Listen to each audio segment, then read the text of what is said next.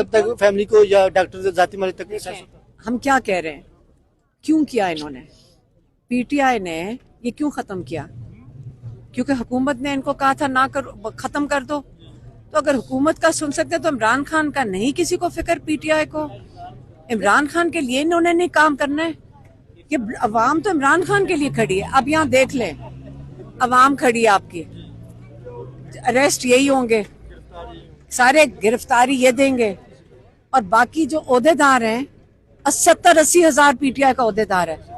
मेरा मशवरा ये है कि देखें, मैं अब कहने लगी हूँ, 80 हजार ओहदेदार हैं, पहले ओहदे खत्म करो।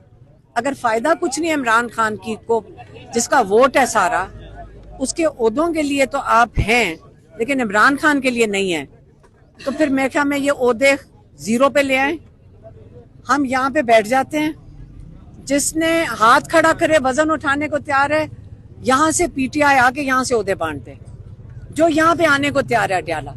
आप देख लें, हम भी आ गए, लोग वो लड़के किसी को अरेस्ट कर रहे थे, हमने उसको छुड़वाया, वो फिर खड़ा हो गया, फिर उसको पकड़ के ले गए। वो कहते कोई बात नहीं।